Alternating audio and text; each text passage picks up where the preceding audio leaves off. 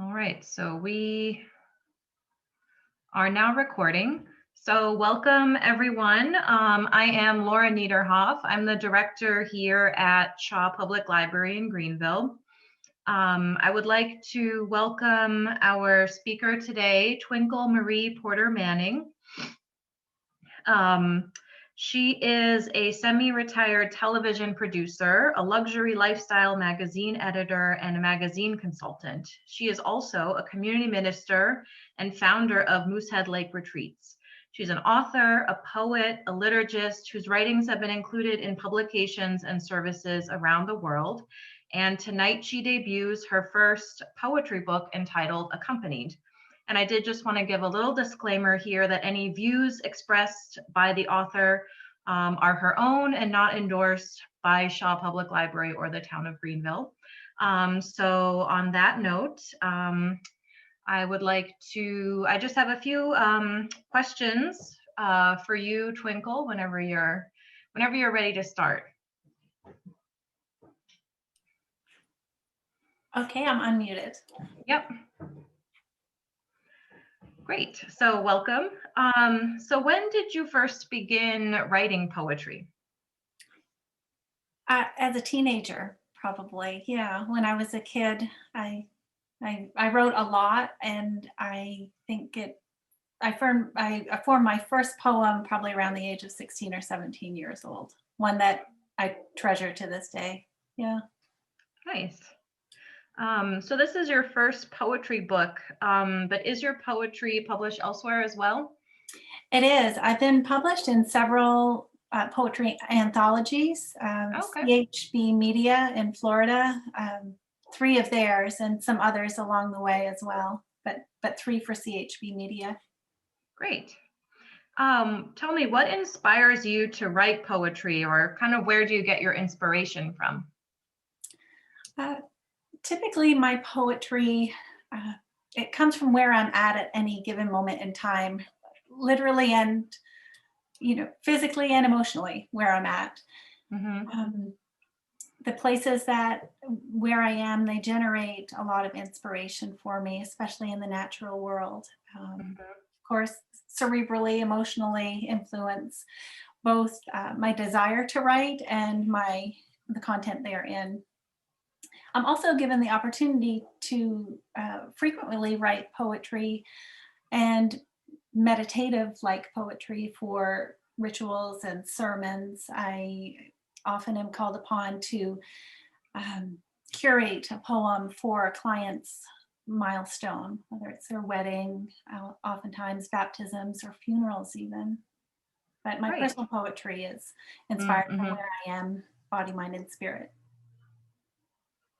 About how long does it take you usually to write a poem? That's almost like a trick question for me. Every poem is different. Sometimes I liken it to a lightning bolt that just races through me. And it's just almost from a divine source, it feels like, and it's on the paper almost as soon as it comes to mind. Others I work a lot at. They can take hours or days. Sometimes after a few days, I might walk away from a poem and come back to it in a week or 2 or more. Mm-hmm. But yeah, typically I would say for a poem I'm happy with, it's about half a day. Okay. Is there a particular style that you like to work with best? Many of my poems don't rhyme, so there's that to say. Mm-hmm. I like reflective poems, ones that have some pace and continence to them, similar to maybe song lyrics, a story arc, something in a way that can be measured in some way, but not always even that. Some are just a sentence or a few words streamed together. I do like to play with words, changing them in and out and over until it just seems right. I like the challenge of writing new kinds of poems, or new to me. A few years ago, I discovered pantomes, and they're very specifically structured. I like working within a 20-line pantome and it just feels like both a meditation process for me and a way to start do a poem full circle. Okay. You often write about nature and natural surroundings. Can you kind of talk about how different environments impact your poetry? Yeah, I'm definitely affected by my natural surroundings. Love the land you're with embodies the relationship I have with nature. For many years, I lived beside or within walking distance to the ocean, and I've always resonated with the rhythm of the ocean. To this day, I still do. And I found that my poetry when I was at the ocean was poetry of awakening. I see a lot of spiritual elements in my poetry, but outwardly so, very much in observation of what is and what the potential of something might be. And then later when I moved inland, literally and symbolically, my poetry changed that way as well. And I guess returning to self, I suppose. Inland, inland, there's like this stillness and aliveness in the mountains and the lakes and the forests. And my poetry, I think, reflects that. Great. So I think, do you want to go ahead and read some poems? I know you have a few that you wanted to read.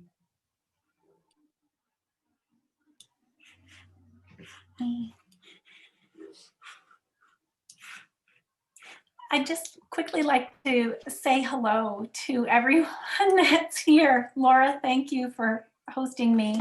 Oh, you're welcome. Yep.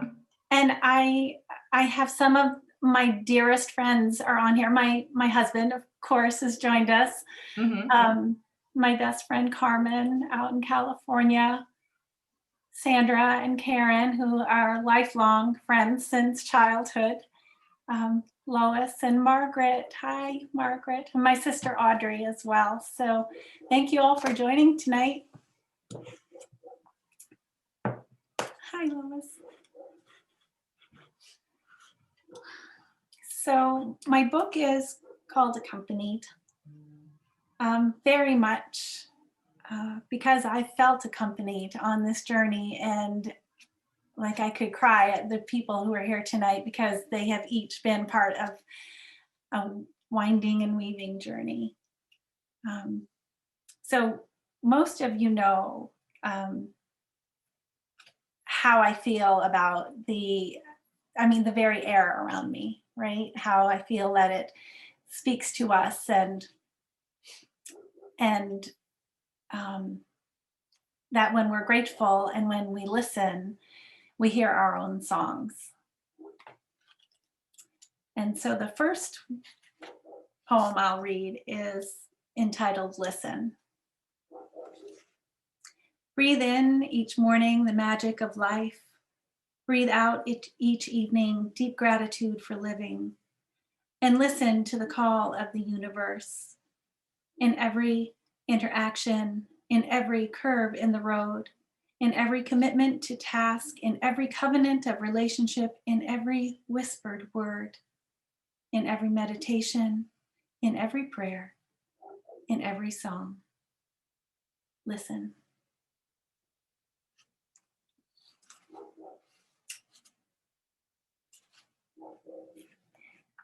The first time I lived in Maine, all I saw was gray. It's almost 20 years ago now. It was a really difficult time in my life, and the color just seemed to have left my vision. When I moved back to Maine 6 years ago, it was just when spring was about to emerge. And I was shocked and in reverence of the color all around me. It was amazing, especially the shades of green.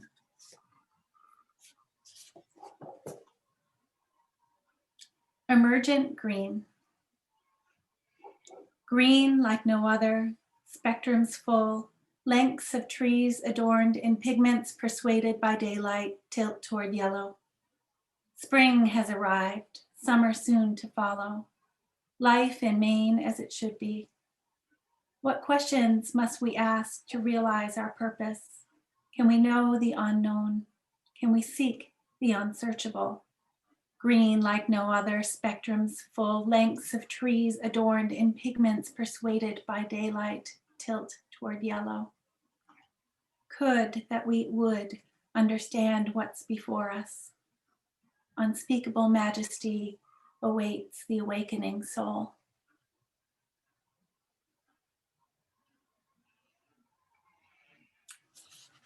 And then I began to walk in the forest, which was new to me. I hadn't done so in any meaningful way since my childhood, when we would play in the woods behind our childhood home. I had learned to be quite afraid to be alone in the forest. So it was new to walk in the woods and to be unafraid while walking. Deep in the forest. Deep in the forest, quiet shapes the sound of immense emollient twilight. Saturated shades of perpetual green caress the sky. Blues sink down to violet. Leaves land lightly, layering lanes to linger upon. Seekers of silence satisfied within this modulating animated tenement. Sanctuary of solace found beneath copious canopies of trees. Living, breathing.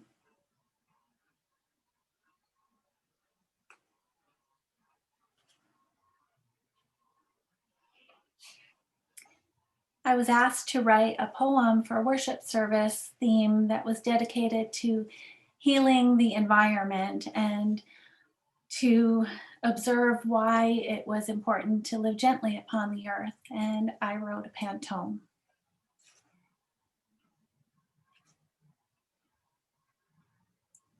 The forest, it lay bare now. Trees no longer reached the sky. The bird no place to land. Trees no longer transform the air. The bird no place to land. Ask thou please transform the air. Impossible the plight. Ask thou please replant the trees. Impossible the plight. We need our roots. Replant the trees. The children cry. We need our roots. Reach the sky. The children cry. The forest, it lay bare now.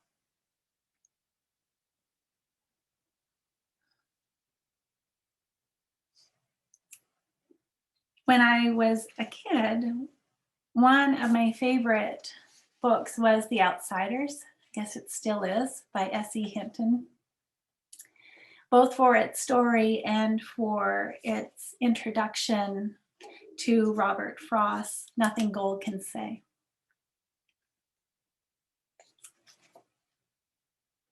So at 12 years old, I loved everything about that poem. I could not have explained why, yet the feeling of it and the memory of it carried with me and echoes often in my mind. A few years ago, one cold, wintry autumn day, I was walking along the road and saw husks of plants. I don't know their name, but I can only describe them as gold. They were not gray, nor were they brown, but gold. Standing there still rooted as if they were the last plants on earth before the snow would completely cover the land, and with the sun upon them shining like gold. And it came to my mind that this gold, once green, had stayed. Nature's last gold. If the first green is gold, then the last gold is green. Such is life here in Maine.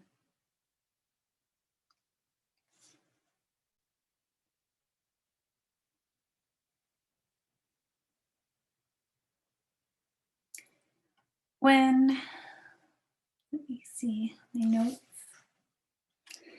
Sometimes poems whisper to me. They nudge together nature along with other elements and emotions, memories. June is a month filled with anniversaries and birthdays of people who we in our family who have passed away. Likewise with September. June's calling. May your approach be as a whisper.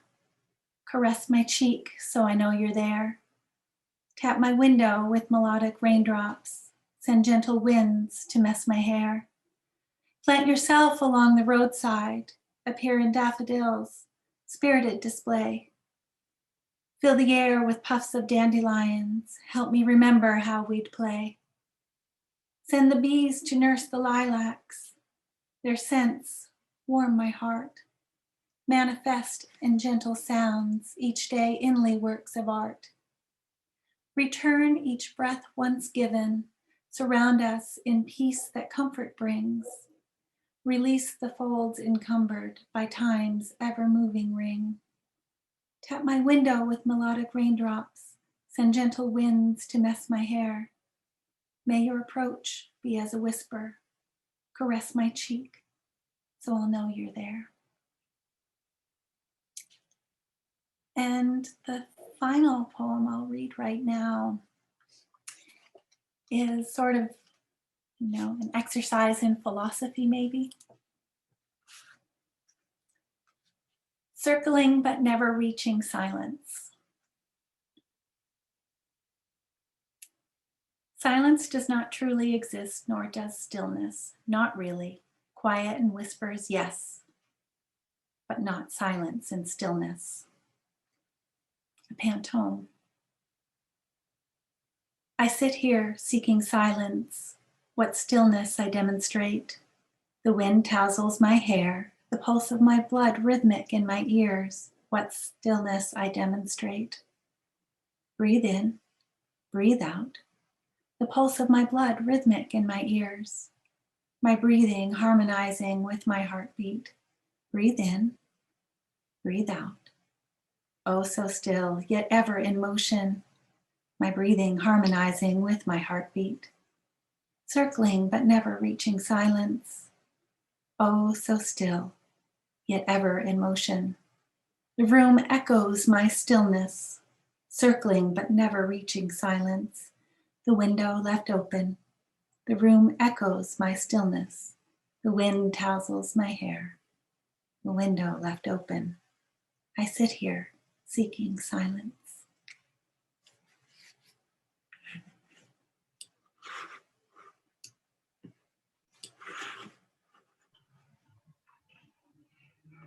Thank you. That was really, really great. We have some time for questions and answers with anyone that's here joining us today. I did see that there was a question in the chat for you. I'm not sure if you can see it too. Oh, it looks like it's to everyone. And it's from Audrey. So I'll let you read it and answer that one first if you want to. Audrey asks, having traveled so much, is there one favorite physical space that you draw from in your poetry?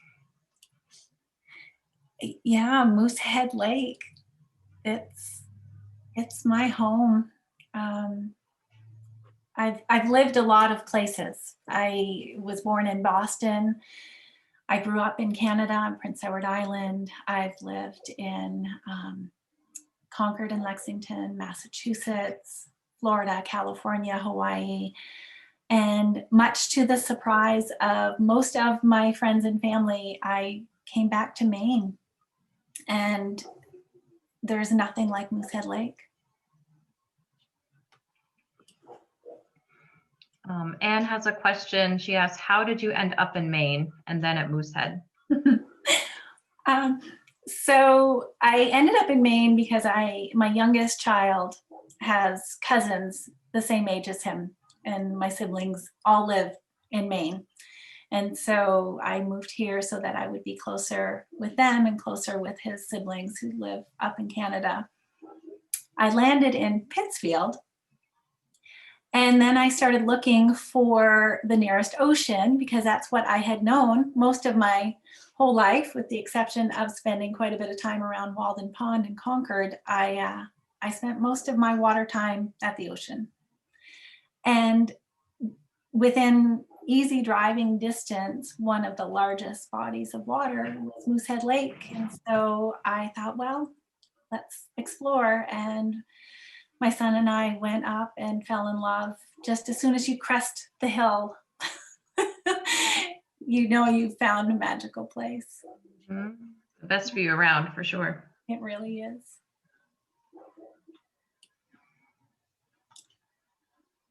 Oh. Let's see. Any other questions? You can feel free to unmute yourself and ask, or type them into the chat, whatever you prefer.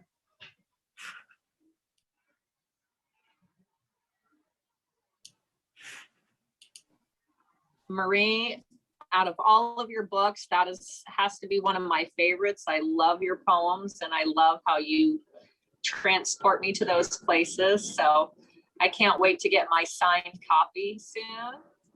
I'll bring it to you on our vacation. Yay. Thanks, Carmen.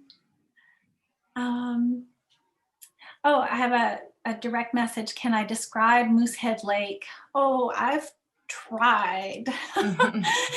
It's, can I describe it? It's breathtaking.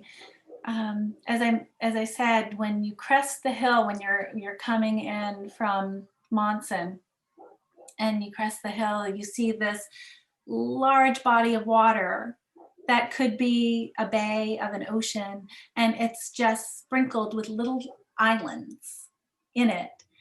And then you just pick a side, go around the left side, go around the right side, and it just gets more and more beautiful.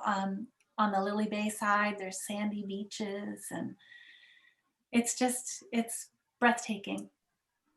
And you can't forget about the trees, all the trees. All the trees, it is. Thank you, Carmen. Yeah. Carmen's come and visited me. Yeah. So it's surrounded by trees as well, and mountains. Our place is up in Rockwood, and so from the shore by our property is Kineo, Mount Kineo, and it's just, again, it's breathtaking. I'll send pictures.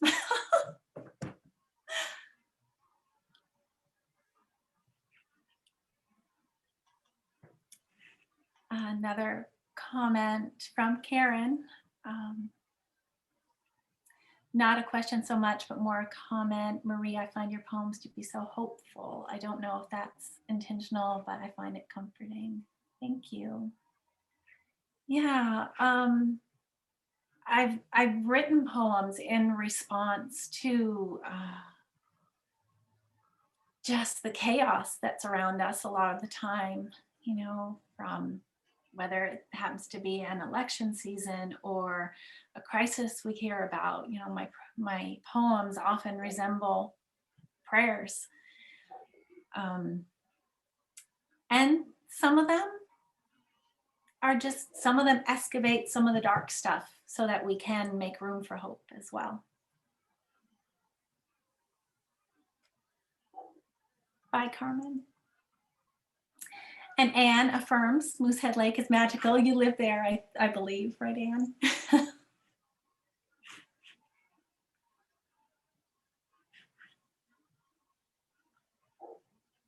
Summer. I look forward to meeting you this summer. Oh, I have a question about a favorite poem. That's tough. I have one that let me see. Yeah, one that I have framed, I wrote more than 20 years ago. It was just after my father had died and I couldn't sleep very much. I was up writing a lot.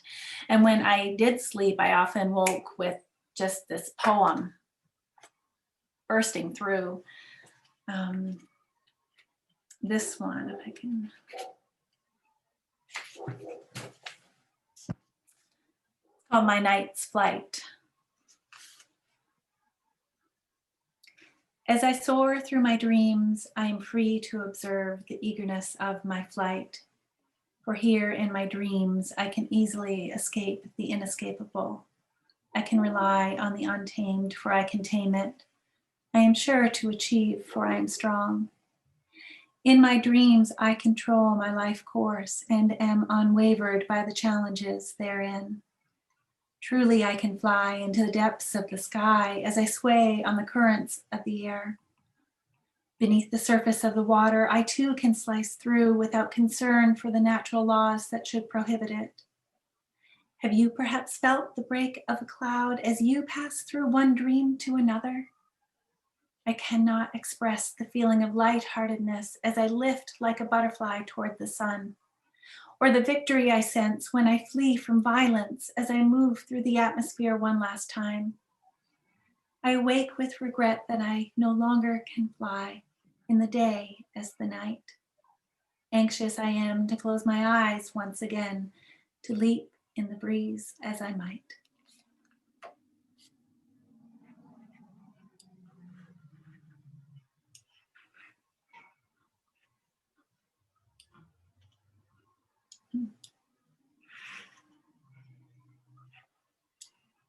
Lois says, thank you so much for your colorful word pictures.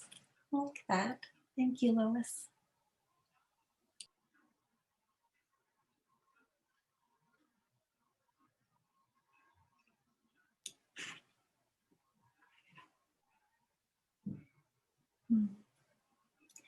Well, I promised this would be a short event. Twinkle, I just unmuted. I was trying to type, but I typed slowly. But it's just so much fun to be here. I just caught your note this morning, and I was able. I'm joining you from Mesa, Arizona, at the house where you came and stayed on your way to California. Yeah. And it's just so much. I love hearing your poems. You've written so many poems for things that I participated in, and you have such a gift for observation and putting your observations into beautiful form. So congratulations on the book. I will look for it, and it's wonderful to see you. And I have to go. Okay. Thank you, Margaret. Bye, Twinkle. Bye.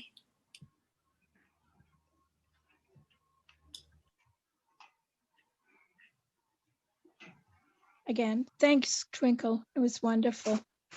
Thank you, Lois. Thank you. Thanks. Night now. Good night. Thank you, Laura, for hosting. Oh, thank you. Yeah, this was really fun. I don't have too much to say in closing other than thank you for, sharing your poems with us. We do have a copy here at the library, so if any of you are local, feel free to stop by and take a look. We do have a couple upcoming events. We have a book club later this month, and next month we'll have a local historian who's going to talk about the Moosehead Lake region from 1800 to 1900. So if you're interested in kind of how this area was in the past, definitely be on the lookout for more information about that. That'll be next month. So. Okay. Sounds good. Thank you so much for everything. Thank you, everyone, for joining. All right. Thank you.